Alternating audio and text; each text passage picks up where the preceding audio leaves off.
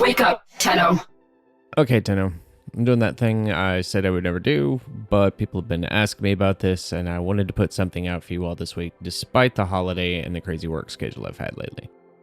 I'm also finishing getting everything set up to try and live stream once or twice a week, so you should go follow me on Twitch so you know when I'm going live, and you can come ask questions, tell me I'm wrong about everything, or just chat it up about the game in general. While you're at it, go ahead and hit the like, subscribe, and little bell icons here so you know when my next video drops. Anyhow, I've always shied away from doing build videos because of the way my builds are, but I've had a lot of people asking about my Khora and how I wind up with the damage I do, so I figured the best way to address this is to just spill the beans on everything she has going on. I want to preface this, however, by saying a couple of things. My Khora build, like many of my other frames, started off as a build put out by Nightmare Frame, I think, ages ago. I like his builds because they played min-maxing based on playing the numbers and mechanics of the game, which is how I tend to play games like this. Most of my builds start with the building blocks from a video, then I tweak them to fit my playstyle or adjust what I think does or does not work better from what I experience with it. So there's probably a lot of this build that will look familiar to anyone who's seen that video from sometime last year. I'm not going to pretend I discovered the mechanics or anything. I honestly couldn't tell you how close or dissimilar my build is from that video at this point, and I don't care.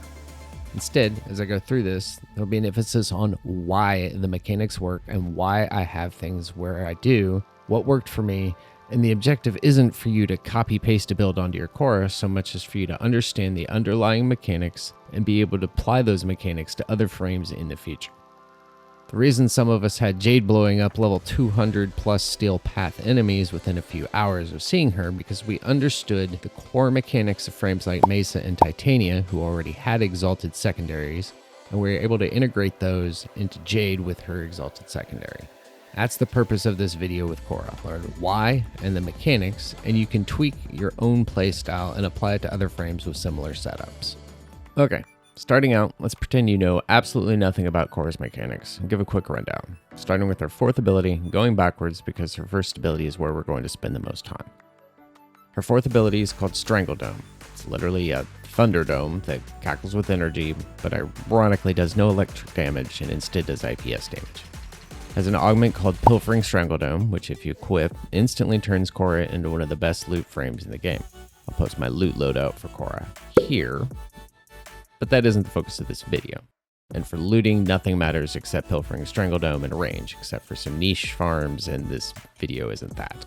Strangle Dome, for the purposes of any damage build, is just a decent crowd control ability that can yank enemies into it. Whenever you use her 1st ability on an enemy that's inside the dome, it will spread that damage around all the enemies caught up in the dome. It's important to note that Strangle Dome will not grab enemies with overguard, such as Eximus, until you remove the overguard. And very small enemies, such as the tiny Arachnoids and Thermia Fractures event, can seemingly run right through the dome. I don't know if that's intentional, but it happens, so keep that in mind. Her 3rd ability is Venari, her cat. You get 3 options for instructions to give the cat to heal, attack, etc. I'll be honest, this ability is useless 99.99% of the time. So this is always going to be the slot you helmet over, as even if you put a new ability over her cat, you don't actually lose Venari, because it's also her passive ability. And her 3rd ability only gives you the ability to choose its general behavior. So we are going to helmet over her 3rd ability. We're going to continue talking about this 3rd ability as what we are going to replace it with, which is of course Nourish. Nourish does a couple of things for us. Other than giving us the power to annoy our friends by yelling out ooh woo and stamping our feet in front of them all the time, Nourish is going to give us some extreme energy regeneration abilities, and it's going to apply viral damage to our weapons, and it's going to proc a viral explosion around us whenever we take damage. This will boost our damage and keep our energy levels up despite us tanking our efficiency here in a moment. Her 2nd ability is Ensnare. Ensnare is a very solid crowd control ability that entangles the enemy you target, then chains fly out and grab additional enemies and pull them in. The upside to this ability is that it works in tandem with her 1st ability, both multiplying the damage from her 1st ability and refreshing when her 1st ability hits enemies currently ensnared. The downside is that there's a delay from the time the first enemy is ensnared until the time it grabs each enemy. So it isn't as quick to grab things as Strangle Dome, and the enemies you want or need that additional bonus damage on are ones generally covered in overguard that can't be CC'd anyhow. It also has to be directly aimed at an enemy to ensnare it and start the chain. So if you're surrounded by enemies, Strangledome is typically better for making a quick escape with. Her first ability is called Whip Claw. That's pretty much what it sounds like. You hit the ability, she whips the spot you aimed at, and it does damage plus a small burst AoE that caps at 10 meters from the explosion no matter how much range stat you stack on her. This ability is what will account for essentially all of Khora's damage if you're using her even remotely in the correct manner. Khora is a melee frame, and this weapon is a Pseudo Exalted melee weapon that attacks at range. If you don't know the term, Pseudo Exalted means that the weapon has its own base stats, in this case what you see on screen now. But unlike Mesa's Regulators, which are an Exalted weapon, you cannot directly mod a Pseudo Exalted weapon. Pseudo Exalted weapons instead draw their mods from the associated weapon you have equipped, in this case your melee weapon. So the way this build is going to play revolves around using Nourish to keep our resource management up to snuff and to buff our whip with additional viral damage. Then spamming our first ability at anything that moves, hitting for insane red crit damage, which we will achieve from every part of our build interacting together. So let's start looking at this build and how it works. First, we're going to start with, of all things, a spoiler warning. If you have not finished the new war, this is your warning. This section could indirectly lead to some spoilers. You can skip this section to the next part labeled as Archon Shards and the timestamps. You'll lose out on a little damage until you get to that point in the game, but the build will still do significantly more than enough damage. With that out of the way, we're of course going to be looking at the operator and the arcanes on them. In this case, the important one is called Magus Aggress, which allows us to use heavy blades, but actually includes hammers as well, and gives us a 300% crit damage bonus for our attacks when we melee transfer back into our frame. So what this means is that if we jump out of our frame into operator mode, then hit our melee button, and it transfers us back into the frame, you see in the corner where we have a 300% bonus crit damage for 4 swings. The trick here though is that the attacks from a Pseudo Exalted weapon do not count as those swings. As you can see, using my whip does not make this decrease. So it gives us a permanent 300% crit damage bonus as long as we don't go swinging our big hammer at things. At the beginning of each mission, we would jump out, hit our melee button first thing, and always have this buff up. While we're looking at our operator, we also want to put ourselves on the Nariman school as our active school. The important thing in this school is the first ability you get in it called Power Spike, which is going to help Khora maintain her damage throughout the missions. If you're running her on something with enough enemy density, such as Steel Path Survival or an Arbitration Survival, then you can of course switch to something like Zenoric with Hardened Wellspring, which could give you a small boost of energy regen, and the strength bonus from Hardened Wellspring can boost your Nourish to make the energy regen and viral procs better. Next thing we're going to look at is the Archon Shards, which oddly requires us looking at a mod first. Do you have Primed Flow or Archon Flow? When you put it on Khora, does it get her energy over 500? That's what we want. Really simple, but really costly for the ideal situation, which is 5 Tau Forge Purple Shards. Because we have over 500 energy, we get double the crit damage bonus from each purple shard. Obviously, if you don't have these, then you want to go down the tier list, with regular purple shards just providing a little less crit damage, and red shards providing the minimum we can accept. If you don't even have red shards, then what you put here is irrelevant, but you're going to be missing a lot of damage in the end, as even a base purple shard is 50% crit damage bonus per shard equipped, for a total of 250% crit damage bonus, and a lot more if you're using the Tau Forge versions. Moving on to Khora herself, we've already touched on some of these, such as accumulating Whip Claw and Primed Flow, and other than what we've already discussed, they pretty much just do exactly what they say. In our Aura slot, we're going to use Corrosive Projection. We don't have Corrosive well built into this build, but what we do have, plus this, should provide the defense reduction we need on enemies. This build relies less on armor stripping than it does complete and utter annihilation via really big damage hits. In our Exalted slot, I have Sure-Footed here as nothing more than a placeholder for Prime Sure-Footed. If you have PSF, use it. If you don't, you could use Sure-Footed, Handspring, Power Drift, or just something to try and reduce the time you spend rolling around on the ground is my suggestion. I've found that tends to be the main times I die on Khora, is if I essentially get stun locked by Fire Eximus and whatever else has decided they want to play pinball with my frame. So looking at this, first we want to throw in our defensive mods. We're going to run Prime Redirection to get 1302 shields and pair it with our Worm and some Augur mods later to have some shield regeneration and shield gating going on. We're going to run Adaptation to help bring that damage we take down even more. Now that our base defense level is on our frame, we're going to stick Equilibrium in to really ramp up our energy regen and add in some health regen. Then we're going to deal with our strength and use Blind Rage here to both increase our strength as much as possible in one mod, as well as tank our efficiency. It may seem weird to tank our efficiency on a frame where I already said we're just going to spam our first ability, but tanking our efficiency means more shields for each cast we make, and since we're running Equilibrium and Nourish, we should be able to get all the energy we need in moderately dense missions. The only thing we have left here is range and duration. We want things to stay up as long as possible since we're tanking our efficiency, and I'm massively ADHD, so I will straight up forget to recast things anyway. So I'm making sure Prime Continuity is on here, which gives me almost 39 seconds on Nourish. Wish it could be better, but I'm just out of room here since we still need some range to make sure our Whip Crack Explosion hits for the max range it can. So we're going to go ahead and use Overextended here, which of course we take a hit to strength from, and it still only gets us to a 9.5 meter range on the Whip Explosion, as we need 200 strength to hit the full 10, but 9.5 is close enough for me to be alright with it. We'll make up for that loss of strength by using Ult Augmented in our Arcane slot, and add some extra melee damage on crit, which we will be doing literally all the time by using Arcane Fury in our other Arcane slot. If you find yourself having energy issues, you can swap out one of these arcanes for Arcane Energize if you have it, or swap Blind Rage for another strength mod, albeit at a pretty large loss of strength and damage from Whip Claw and Nourish. Next, we're actually going to look at our companion, or in the case of Khora, companions. So this is the build for Worm Prime I'm using.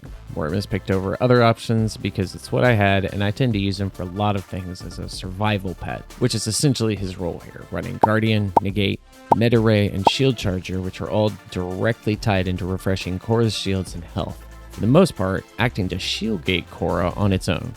I'm running Mystic Bond to help alleviate some energy issues on the frame that occur in less enemy-dense areas, and Manifold Bond, which will trigger more than you think to reduce the cooldowns, allowing Worm to shield gate Khora even more often. Primed Regen is the same functionality as Primed Sure-Footed. Less time on the ground, more time healing you. While we're looking at the companion, we'll look at its weapon. What it has really isn't all that important. The Worm isn't going to be killing many things. What's important here is to cram some Augur mods on it so as to continue to boost how you regain shields when casting an ability. Anything else on here is just random stuff to up its damage and status a bit where we can. Doesn't matter. But Merch, what about that mod? It gives you all sorts of additional final crit damage that all the other YouTubers talk about. Well, that's where Venari comes in. As cool as Venari is, its damage sucks. It's really just a utility cat that looks a lot cooler than most of the other Kavat. Venari, however, is where we're going to see Tenacious Bond. That bite mod, it's leveled somewhere around halfway, your crit is over 50%, giving you that sweet 1.2 times final crit damage multiplier. We're also going to put Tandem Bond on here so your Venari's melee attacks, aka all of them, keep your melee combo counter going and thus get you your peak damage faster and you sustain it better once it's there. The rest of what's on Venari is utility mods I can't live without, such as Fetch and Animal Instinct, or mods meant to help Venari stay alive, including Back Leader, Enhanced Vitality, Metal Fiber, Synth Fiber, and Tech Assault, buffing Venari's armor up to 1268 for an 80% damage reduction before Synth Fiber boosts. And Pack Leader will throw so much overguard on it that it will pretty much never die, because yet again, our whip is considered a melee attack here. The weapons, we'll just go down this list, starting with the primary. As you can see here, I'm running the Fel Arcs, and what's important in this build is this. Yeah, just that. Run whatever you want for a primary. Absolutely does not matter, except for running primary dexterity. The only time you're going to use your primary is for killing things that are for some reason immune to your whip, such as arbitration drones. So find any primary that you're comfortable with that could do some damage to bosses, as they're the most common thing immune to your whip. Doesn't matter, just make sure you run primary dexterity for the additional combo duration. The Grimoire here is our main utility weapon. Most of the time I run around with this out, but using my whip for DPS. It's a pretty standard build, stacking multi-shot with barrel diffusion and lethal torrent. Why no galvanize when it's sitting right there in my inventory?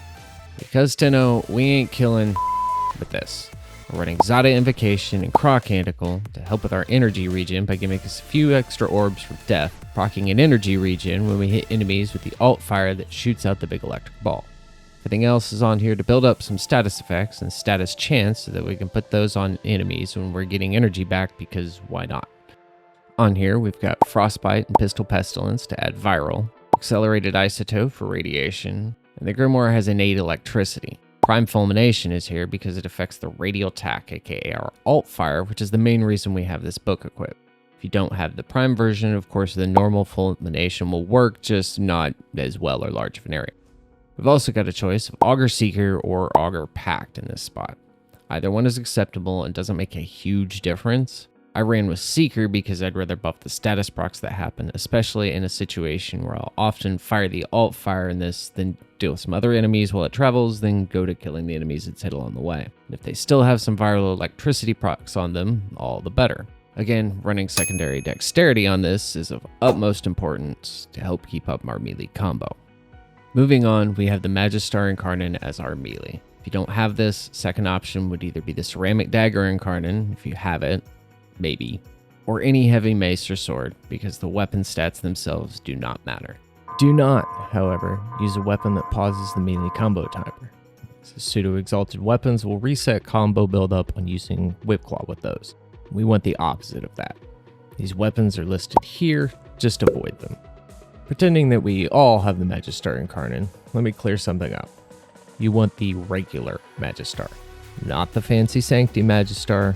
The Incarnon perks will alter slightly depending on which version you put the Genesis adapter on. We want the standard one, which is in theory a worse weapon overall, because we want the stats on the Incarnon perks to be higher. So with that, we're going to first look at the Incarnon perks. First one you can choose is Evolution 2, which no matter which perk you go with, gives you a plus 100 damage perk. That's the part that matters. It's the way the Incarnon perks work, they apply to your Pseudo Exalted weapon as well. So this will increase the base damage of our whip. Neither range stats nor attack speed will affect your whip, however, so we only care about the first half. Making each of these equal, choose which one you want.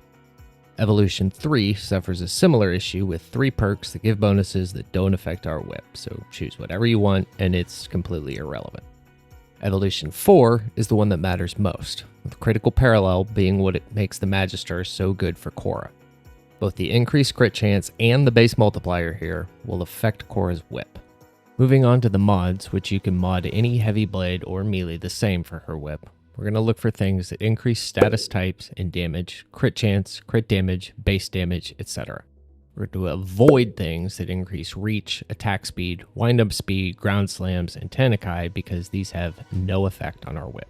That fact actually lets us use Spoiled Strike here with ease because the bonus damage does affect our whip, but the loss of attack speed does not affect it. Stance you choose does not matter at all, so pick whatever stance fits the polarity that you've got available. For the Magistar, that was Shattering Storm. For base damage, we're running Prime Pressure Point and Spoiled Strike. You may see I've got Sacrificial Steel in here, wonder why I'm using Prime Pressure Point over Sacrificial Pressure. The answer is simply that Prime Pressure Point provides more base damage than an equally ranked Sacrificial Pressure, and that's even after the 2-part set bonus of the Sacrificial stuff. So what we'd primarily be increasing is the crit rate, which is already pretty solid at this point. We wouldn't be raising it enough to get us noticeably closer to the next crit tier, so Prime Pressure Point comes out on top here. Speaking of crit, we're running Sacrificial Steel for the massive chunk of crit, and then we have conditional crit chance from both Blood Rush and Gladiator Might, both of which scale off our combo count, so again you see why we need to keep that as high as possible. For crit damage, as we just looked at, we have Gladiator Might plus either Organ Shatter, or if you have a Riven with solid rolls on it, that can go here instead. My Riven covers the basics with plus crit chance and plus crit damage, and a negative that doesn't hurt us because again, crit chance and damage affect our whip, but attack speed does not. We're running Radiation on this build and have Corrosive for melee exposure as our arcane, but you can run the elements on this however you see fit for the mission you're in. Just keep in mind that your status chance is pretty trash and we haven't modded it, so raw damage, whatever faction you're facing, their weakness is what you want to put here. This is going to be pretty much your standard stat stick build until something changes in the meta pretty drastically. So now that you've seen all the parts and have a little bit of an idea how they work individually, let's go through the process of how we make them all work together. To start with, each mission you're going to start by dropping an energy pad, and while that's doing its thing, you're going to jump out and use melee transfers to trigger Magus Aggress. Once the energy pad is done, you move in towards the objective, and when you see enemies, you're going to hit Nourish, and then hit your first ability at the enemy. Then hit the first ability. Then hit the first ability. You get the point. Continue to whip everything and keep Nourish up by keeping an eye on its timer in your ability bar in the lower right. Don't overspam it if possible, as you'll quickly find out what an energy hog Khora can be. Remember, each time you hit your whip, you're adding combo, just like if you were swinging your melee at them. But don't actually swing your melee, or you'll lose charges on Magus Aggress, as your combo builds, so will your crit, thanks to Blood Rush and Gladiator's Might. If you didn't start out with red crits, you'll get there in a short time. Your damage will also grow the first 3 times you hit 3 enemies at the same time, and it will refresh itself at 3 stacks each time you do that.